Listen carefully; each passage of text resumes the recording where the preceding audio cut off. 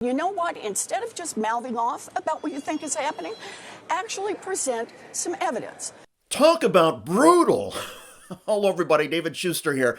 Democratic Senator Elizabeth Warren of Massachusetts just pummeled a Trump-supporting news anchor on CNBC.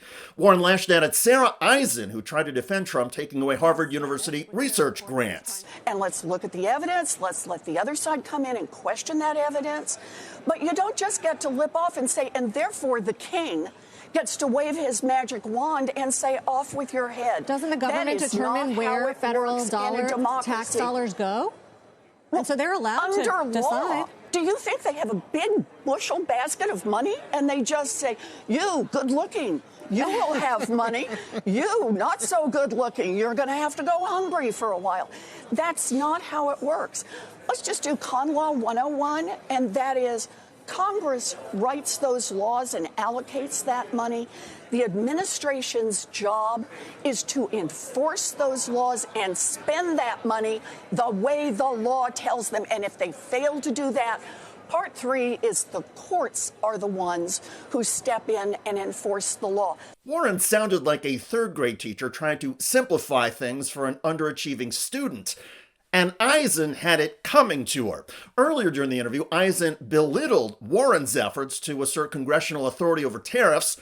Eisen claimed, inaccurately, that Congress doesn't have that power, prompting Warren to rip her apart. It ultimately doesn't matter. What do you mean it ultimately doesn't matter? This is the law. I'm because still it didn't kind of change Constitution his policy. 101. No, but he has the authority, ultimately. Well, no, he does not. That's the whole point. He does not have the authority if Congress does not let him keep this authority. We can take this away. And to try and take it away, Warren is seeking a Senate vote. Warren, who is the top-ranking Democrat on the Senate Banking Committee, has called Trump's tariffs corrupt. She points out that Trump initially said there would be no tariff exceptions. Then, after Trump spoke with Apple CEO Tim Cook and made what Trump described as a great deal, the Trump administration exempted iPhones from the import taxes. All of a sudden, great deal available for Tim Cook. Tim Cook, who, by the way, put $1 million. It's a great deal available for Americans who have to buy iPhones. No, it is a great deal for one company. But how many of the competitors now get hurt?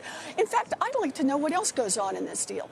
Is it that Tim Cook and his interests get protection, but any of his competitors, I don't know, do they get a higher interest rate? What happens to them?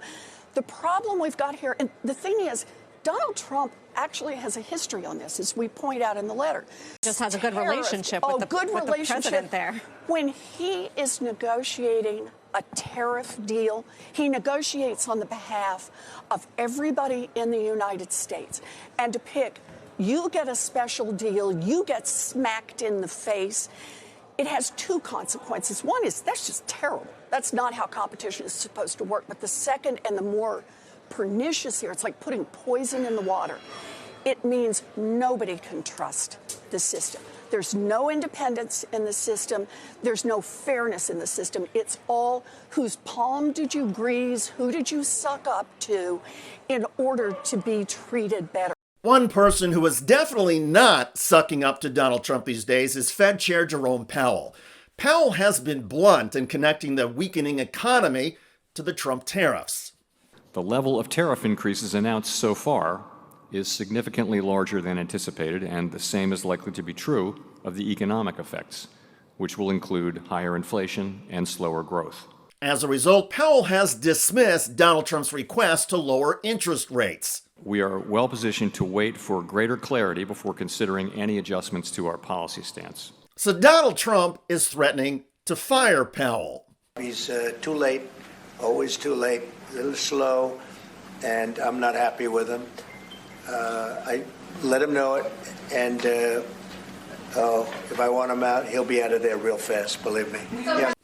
The law prevents the president from firing or replacing the Fed chair. And Jerome Powell has said he is not going to resign even if Donald Trump demands he leave. Now, back to Elizabeth Warren. The senator herself has criticized Powell through the years. But she says disagreeing with the Fed chair is one thing, threatening his job or firing him is something else, something illegal. And Warren says that such a move would tank the already battered U.S. stock markets. If Chairman Powell can be fired by the President of the United States, it will crash the markets in the United States. The infrastructure that keeps this stock market strong, and therefore a big part of our economy strong, and therefore a big part of the world economy strong, is the idea that the big pieces move independent of the politics. But I know you are not the president, but you have also been very vocal in terms of wanting Fed Chair Powell to cut interest rates. Sure. Especially when he was raising it. And you and I have talked about, like, maybe you shouldn't inject your politics into the Fed. That's essentially all he's doing here. Oh, that's the question. When he talks about terminating Powell, come on. No, he said his termination cannot come soon enough. His term ends next year. You think he was saying term in? Look, I hope he was saying term in. I think what he's doing is testing the waters. Does he think he can get away with firing Powell and all of you won't raise any hell about that? He's checking that out. And I'm just saying, for the strength of our country, I hope all of you are pushing back at this. Sarah Eisen continued to push back at Senator Warren.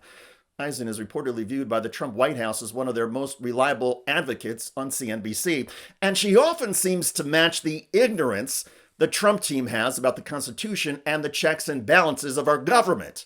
Now, to be clear, I do think that all guests on CNBC and elsewhere should face skeptical and adversarial questions. Tough questions should punctuate every interview, whether the guest is a Republican, Democrat, or whatever.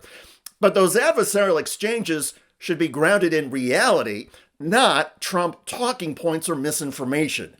Senator Warren and other Democrats recently asked the Trump administration for some transparency on the tariffs, including a record of who is asking for special exemptions, whether the requests are going to the president, the Secretary of the Treasury, or the trade rep. So far, the Trump White House has not given any of the information requested, which makes you wonder if some of these requests and special deals are above board or whether they amount to shakedowns and bribes. As Warren noted, until now, America has been based on the rule of law as articulated by the Constitution.